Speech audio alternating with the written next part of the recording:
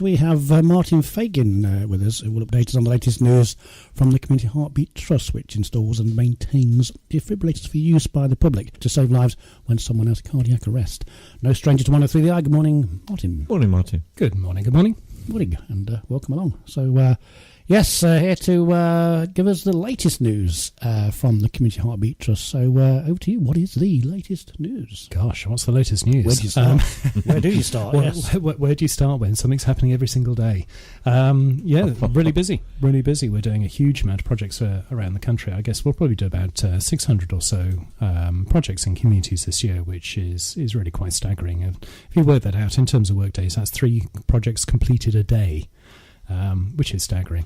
But yeah, really, really good. More and more communities are getting defibrillators, which is very positive, but it's not just about getting defibrillators, it's actually understanding that the defibrillator is just a box of tricks at the end of the story. You need to know the rest of the story as well.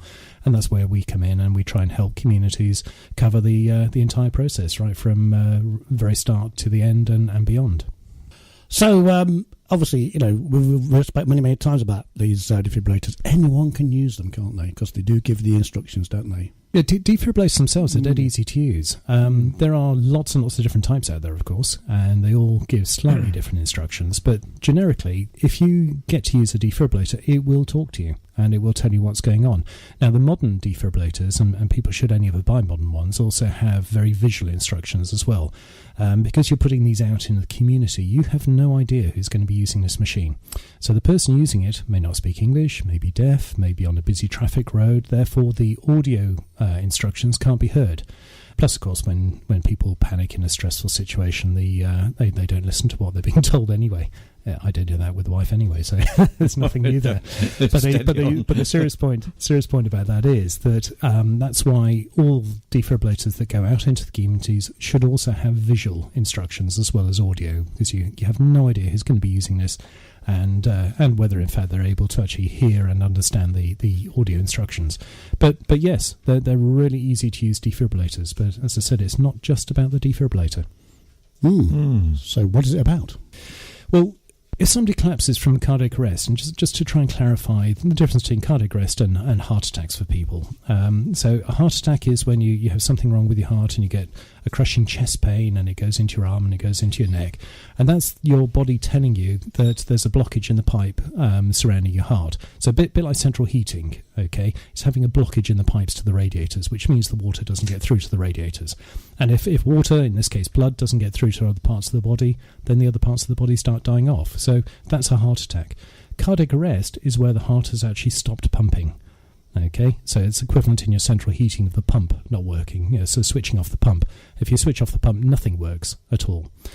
So in a cardiac arrest, the heart actually stops pumping correctly, and it actually, for a while anyway, after it stops pumping, it's quivering like a jelly, and that quivering is called fibrillation.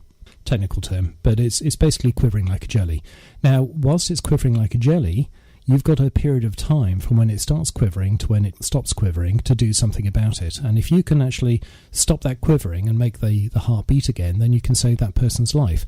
So in simple terms, you've got about 5 minutes to do something. And that do something is, 1, to keep the body alive, i.e. take over the pumping of the chest. Okay, take over the pumping of the heart by pressing down on the chest. So you do chest compressions. And the ambulance service now, when you phone 999, the first thing the ambulance service will do is ask you if the patient's breathing or if the patient is conscious. If the answer is no, then they'll tell you to start pumping that chest, doing those chest compressions. And they have to do that now. They're assessed now on making sure that you start those chest compressions within 60 seconds. That's less than a minute, 60 seconds of your phone call. And the reason for that is, as soon as you take over pumping that chest, the blood starts going around the body again, that person stops dying. And that gives you time to do something else. So you're keeping that person alive by pressing that chest. And that something else then comes onto the stage 2, which is go and fetch a defibrillator. So when you phone 999, the ambulance service will talk you through this process. They will then tell you where the nearest defibrillator is, and if it's available. If it's in a lock cabinet, they'll also tell you the code to that lock cabinet, and they'll tell you to send somebody to fetch it and bring it back and use it on the patient. So you've really got a 3-stage process there. Number 1 is always phone 999. You should always do that first.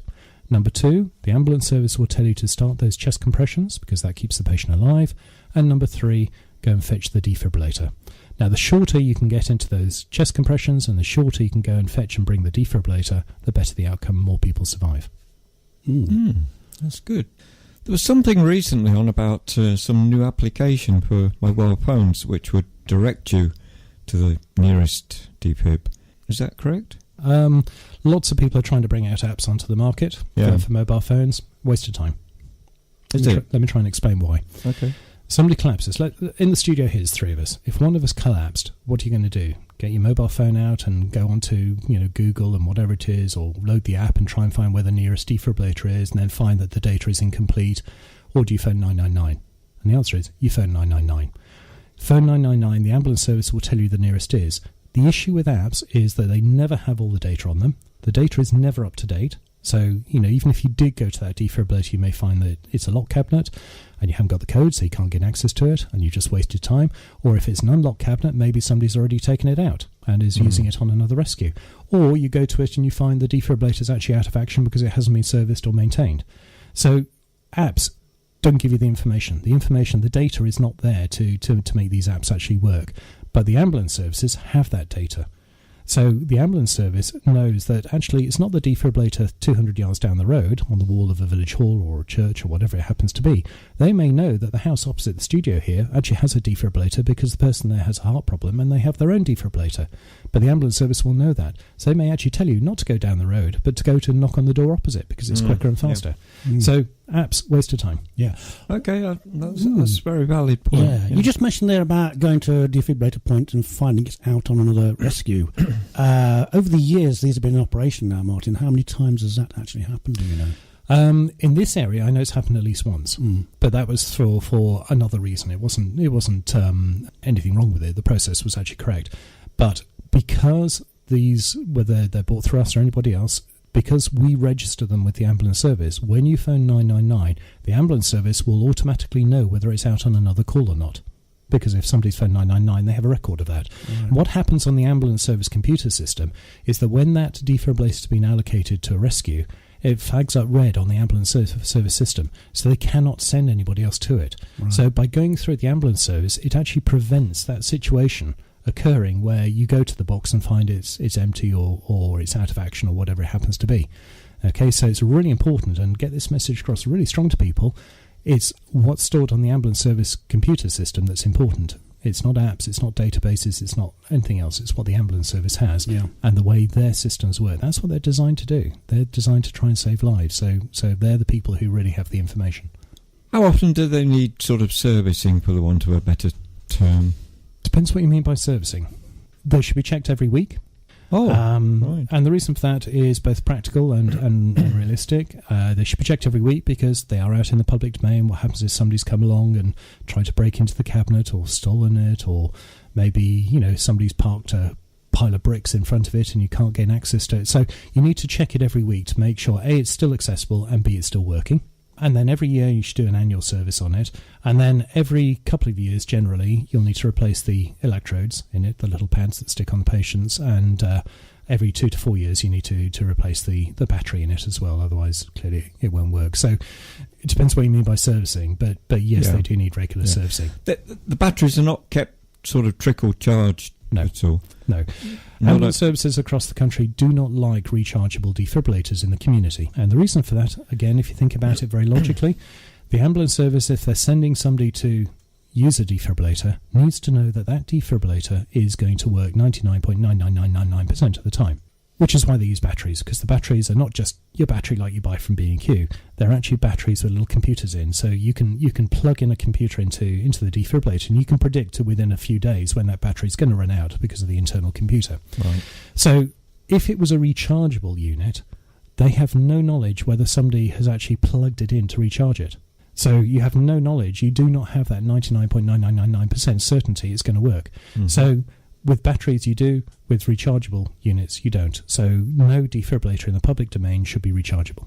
Okay, yeah, that's good. Because somebody will put it back after use and not recharge it and plug it in. And also not add new, recommission it and add new electrodes. So we had a case not far from here Not one of the units that we look after, but we'd been asked by the community to come have a look because they were a bit concerned about it. Went along and found it sat there since it last been used. Been used about 6 months previously, but it sat there without any electrodes in it at all. Now that means the defibrillator is completely out of action, but the community had been reporting it as in action because they'd been told by the supplier and by the ambulance service, as long as it had a little word OK on it, then it was OK. That's a logical thing to assume. But with that particular brand of defibrillator, the word OK doesn't mean the defibrillator is going to work. So unless you really understand what's going on and how to check these things, this is called governance. This whole process is called governance. And as an organisation, that's what we drive forward. Whenever we work with the community, the first word we go in and do a presentation is, what governance process have you got in place? And governance isn't only just checking the defibrillator on a regular basis to make sure it works, but it's also about, have you got your community training programs? Have you got your policies, procedures? Have you got your public liability insurance? Have you got your plan for the next 10 to 15 years? Have you got budgeting for those 10 to 15 years to make sure this is working? Do you have your annual electrical checks on your cabinet? Because some of these cabinets are mains powered. Again, we don't use mains powered cabinets, but some are mains powered and therefore have to be checked on a regular basis to make sure they're safe, and all sorts of other things too. All that comes under this definition of the term governance. And unless you are planning to put a governance or have a governance system in place, then you don't really have a system that's operational. So if you say somebody went to a cabinet for a defibrillator and it hadn't been checked, like the one you just mentioned, it had just been left there 6 months without anybody checking it some time back, if that was needed and that person went to that and found it was out of action, what is then the next step? Right, well, you've got two things there. One is, if you went to it and it's out of action, clearly you can't use it. So in a practical term, you'd probably phone the ambulance service back and say, this one's inoperable, is there another one nearby? But they would probably tell you that if there was one nearby. Now, within Melton, that's easy. I mean, if you were sent to the one on the Melton Times office, and for whatever reason that was not operational, it is, by the way, because I check it, the next nearest to that is actually Gloucester House across the road, just behind B&H. Yeah. And if that one wasn't working, then there's one across the cattle market. So there are others in close confines. Yeah. In a rural community, I mean, you mentioned that you live in Old Dalby. Now, in Old Dalby, there's one. Yeah. So if that one's out of action, your next nearest is 3 miles away at the next village. Which then is outside of what the ambulance service calls the activation radius. Every defibrillator has what's called an activation radius drawn around it. And what that is where that defibrillator is on a map, they literally get a compass and draw a circle around it electronically. In this area, that circle is 500 metres. So if another defibrillator is more than 500 metres away, they will not send you to it. They will be considered to be too far away to be able to be fetched and brought to the patient in a sensible and reasonable time that it could realistically be used to save that person's life. Okay, yeah. So you struck out in effect. If you're in the wrong place at the wrong time. You would be, but again, there's actually a couple of slightly more serious things there. Firstly, that shouldn't happen. If that community defibrillator, and certainly if people working with us, will be on them like a shot if they're not maintaining it. But unless that equipment is being maintained and those records kept, I'll give you another example in a second, and those records kept, okay, because should the patient ultimately die because that defibrillator has failed, then certainly in Leicestershire and a lot of other counties around the country, it will go to the coroner. Okay, and the coroner will ask for the complete documentation and provenance of that defibrillator. So how often was it checked, who checked it, when it was checked, when the battery was installed, when the electrodes were installed, has it been used, has it been subject to any investigations, how much training have you got in the community, etc., etc. You need to keep records of all of that. Now, we help with that because we provide the systems to do that, to make sure whether people are bought through us or not, we provide those governance systems. But the point is, unless you've got all that information, which effectively proves that you follow best practice, then the coroner has the right to turn around and say, well, actually, you're culpable. The reason this person died was because of a misadventure, because you failed to look after your defibrillator. So it's on the onus of the owners of the defibrillators to make sure that they do have these governance systems in place. And a governance system isn't just phoning up the ambulance service saying, hey, I've checked it. A governance system is about recording all the provenance of the information on that defibrillator. Now, let me just give you the example I quoted. A few weeks ago, there was a defibrillator. It's not one we recommend people using, but it's one that certain other big charities recommend. But we don't use it for this reason. And that is, when the village went and checked it, it said the battery was fine. The battery indicator said it was full. 2 or 3 days later, it was taken out and used at a patient, and it failed. Okay, the defibrillator said battery flat when you switched it on. Now, as a result of which, actually the patient died. Police and coroner are both investigating that one. And because the community turned to us, obviously panicking, very stressful, lots of guilt feelings and so on, we were able to provide the coroners and the police with a complete printout of the provenance of that defibrillator, which actually showed that the community had done everything possible to maintain that equipment. And actually, the issue is with a fault in the equipment. Okay, and we know that equipment, or let me rephrase that, we suspect that particular equipment has this inherent fault, because this is not the only situation that this particular defibrillator has resulted in a failure.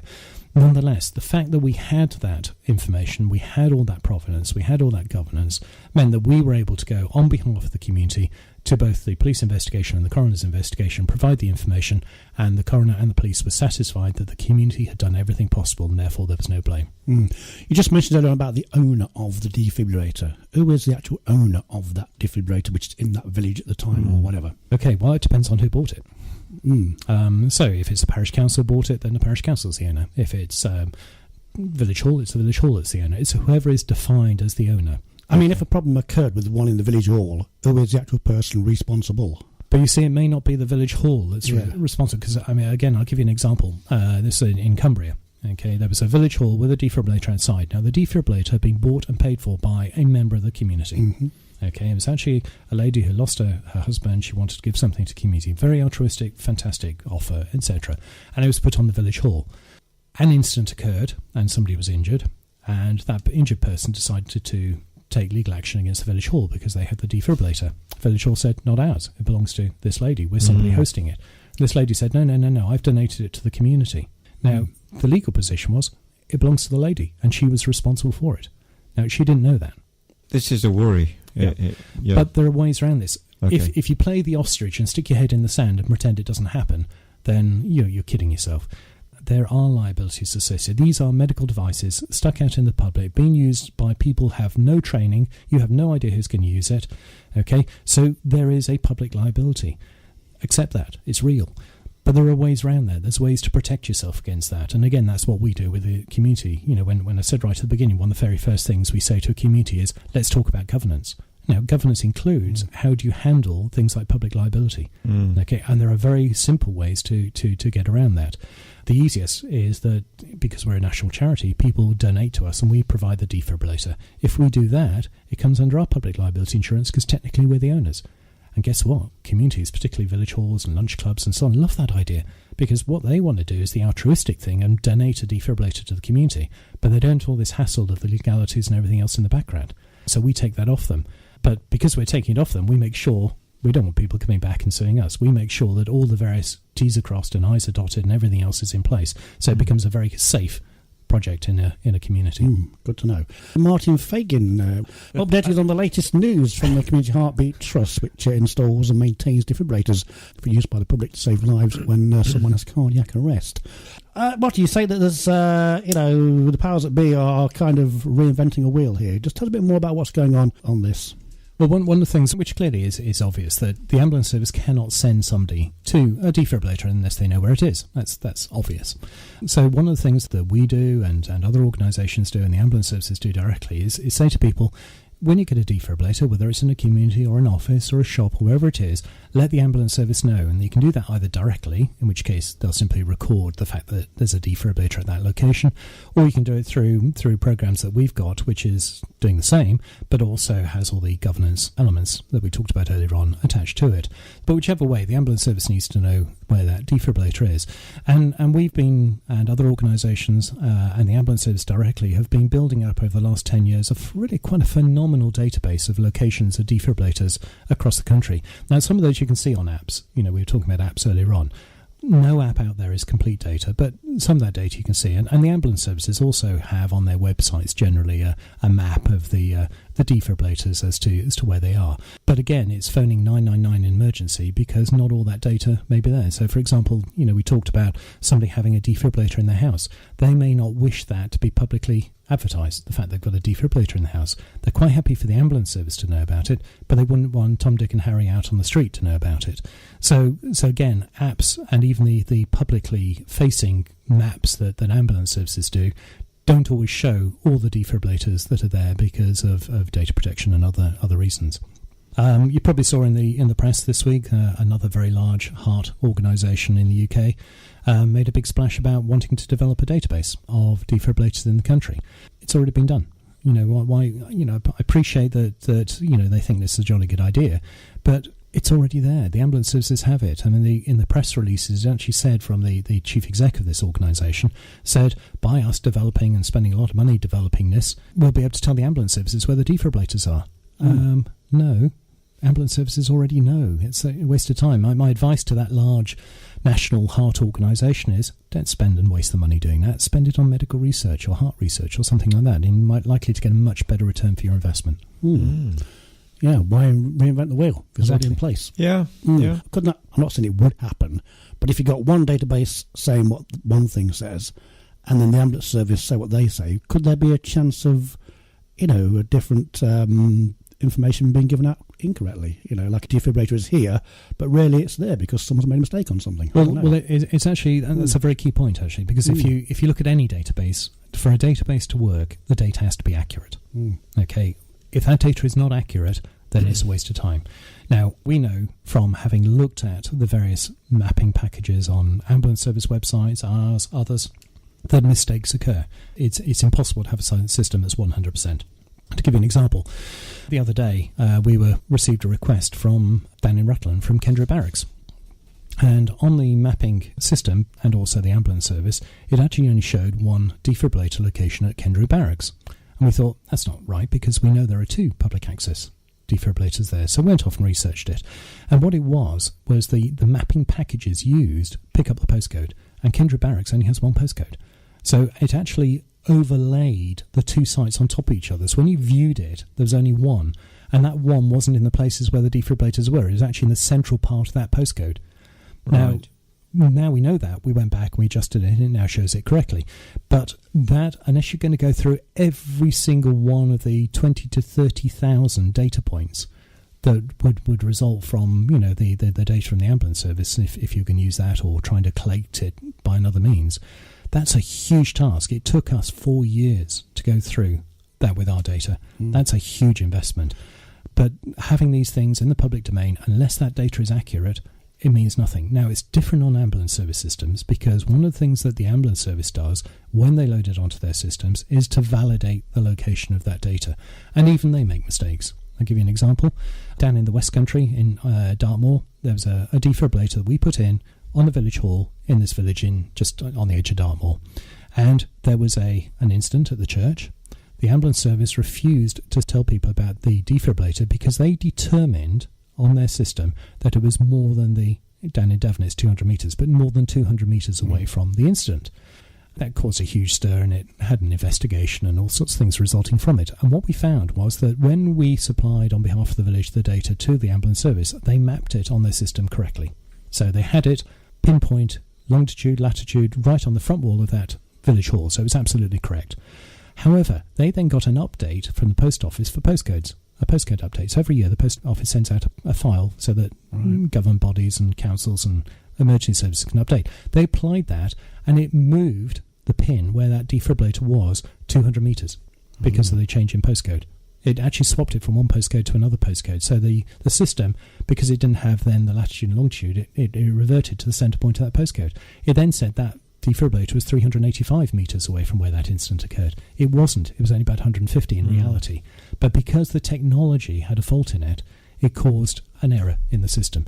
Now, with the best will in the world, you cannot legislate for things like that.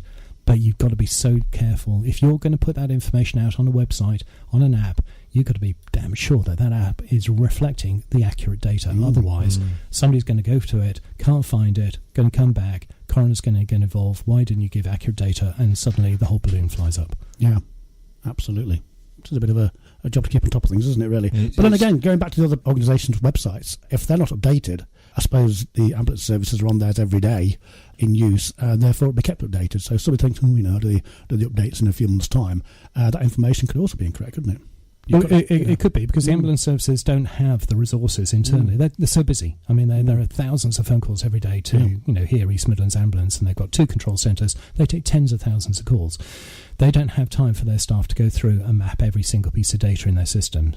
It's just an impossibility. So they rely on organisations like us and others and members of the public to keep them updated with changes. So if a defibrillator moves from, say, Village Hall to a phone box or wherever it happens to be, and there's a 200-metre difference between the two, they would expect either the public or organisations like us to update them.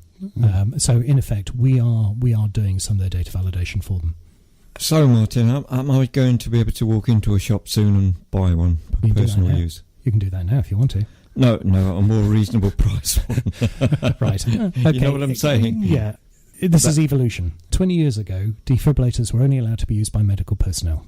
Okay? 10 years ago, in 2008, that rule was changed so it could be made available for members of the public to use. And as a result of that, you've now got all these defibrillating communities, and like yours in Old Dalby. Sorry, Great Dalby. Great Dalby, yeah. Great Dalby. Yeah, Great Old Dalby as well. Yeah, it's... What is the next phase of change? The next one will be defibrillators in the home.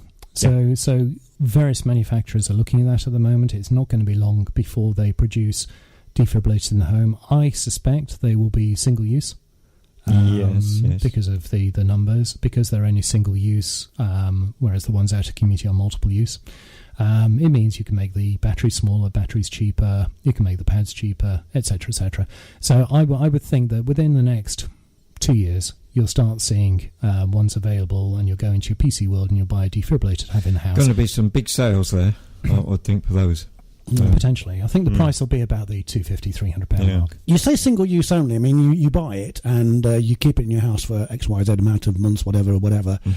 Should it then be used on an occasion? Single use, is it like one use and it's done with? Effectively, yes. Yeah. And then two. A bit like a throwaway barbecue. You only use it once, there's no good after that. Sure. Yeah, throwaway barbecue, I guess, is a good way of putting it. I mean, the idea is that, in very simple terms, if something happens in somebody's house, it's either going to work or it isn't going to work. If it doesn't work, then you don't need it again. If it does work, it's done its job. And what yes, you will be able to get them recommissioned, but if you're spending, say, £250 on it, it probably costs you another £250 to get it recommissioned. Now, if, say, Roy bought one for himself and put it in his house, would that be just for him and him only, or anybody comes to visit only? Or if he's at home and somebody across the road happens to need one, he could then use it on them? Would that not then be registered with you at all, or pinpoint on the map? It's actually there and nobody knows about it? Well, we already have situations like that. And there's actually a couple of locations here in around Melton area where individuals have them in their houses because a member of the house actually has a heart problem. Yeah.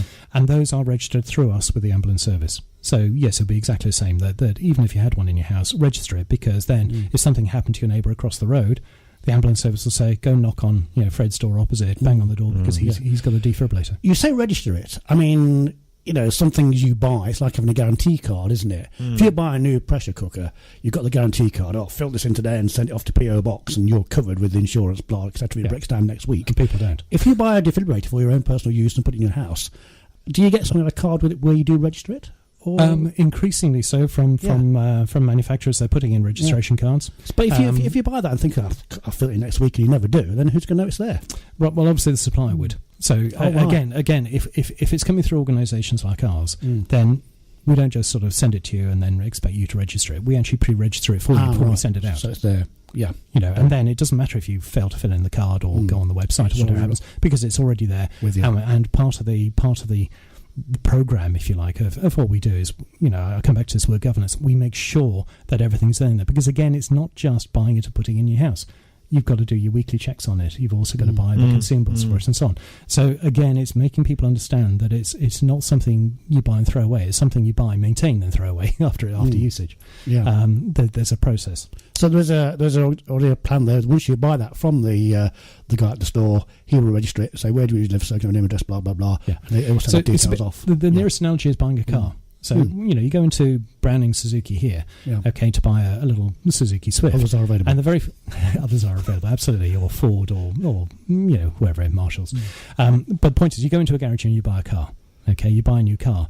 They pre-register it for you. So when you pick it up, it's already registered with DVLA. Yeah. Okay, you don't have to take it home and then register it in the next 30 days. They do it, and that's how the system has to work. It already partly works that way, at least that's how we run it. But it has to work that way. They have to be pre-registered before you actually deliver. So DVLA is a good sort of analogy, really, because your defibrillator should be registered with the ambulance service, much like your car with DVLA. But once it's registered, DVLA is not interested in your service history of your car. They're only interested if you own it and if you pass it on. And the ambulance service is much the same. They're interested in the location, but they're not really interested in anything else. They just want to know the location because they want to be able to send people to it. So the governance, back to this word governance again, the governance side of it is all your service history, your service book and everything else connected with that defibrillator. Are employers bound by law to have one if they employ, say, over 10 people or whatever? No. Okay. They are required to have certain numbers of first aiders and certain size first aid kits, and they have to do a risk assessment within their workplace to decide, what they need to do to obviously mitigate the situations. There is a large cheese production organisation not too far away from here who actually had an employee who suffered anaphylactic shock. So they became allergic to something and hyperreacted and went into shock. And that person went into cardiac arrest. Now, they survived because that particular cheese factory has a defibrillator that we put in many years ago, and that was used on her, and she saved. However, what the factory then did is to say, right, we've had somebody who's had anaphylactic shock. Therefore, as part of our risk assessment, that could happen again. Therefore, we are having defibrillators throughout all our sites. Yeah. So there was a case where the risk assessment said, actually, guys, we need to have one. Now, nowadays, you might as well have one. Relatively, they're so cheap to what they were 10 years ago. You might as well have it. I got into a debate with a large county council organisation not far from here, and their health and safety officer said, no, we're not having one. And I said, well, why aren't you having one in your county offices? And he says, because we've never had a heart attack. And because I work as a health and safety officer, I look at risk. And because we haven't had... And I said, but you've got a canteen there. Second highest cause of cardiac arrest is choking. So any place with food should have a defibrillator. Surely prevention's better than cure. Absolutely. So you think about all those food outlets around the place. They should have them all with an easy access to one. Anywhere where there's risk like drowning, so swimming pools. I know our local swimming pool does have one. Actually has a couple, which is good. But anywhere where people gather in large amounts, anywhere where sports are played, all of those situations, there should be one there. Why not? It's so cheap compared to a life.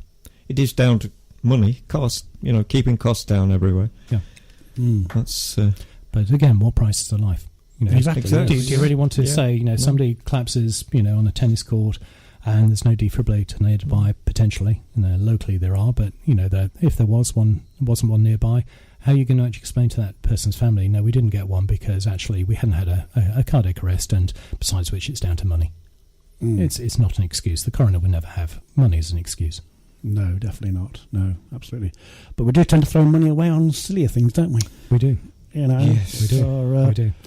But it's not a difficult thing. It's no longer an expensive thing to do. Come to people like us and we'll help you. What's the average price of a defibrillator off the top of your head? Defibrillator on its own started around sort of £800-ish for the defibrillator on its own. Decent ones are about double that. And one in a community, you've got to be looking around £1,500 to £2,000. You cannot put them into the community on the cheap. The only way you can put it into a community on the cheap is to use low-grade materials or very old designs of defibs that have never been designed for communities. And there are some of those around. As the old saying goes, if you what do they say in the world? If you buy it cheap, you'll pay twice. Exactly. That's what they Don't say. take the risk. Buy true, the best you can. Yeah. Buy the best you can. I mean, there are some brilliant machines along now that will detect between adults and children. Will give you feedback as to how well you're doing the rescue. And those new modern machines that have only come out the last couple of years are by far the best to put in community, because it's about saving lives. It's about keeping it simple. So if that machine has all the features to help you to save that life, then use it. Don't buy cheap. Buy best. Yeah, exactly. Well, thank you very much, Martin, for popping in. You're welcome. Yeah, it's very interesting, Martin. See you again sometime very, very soon.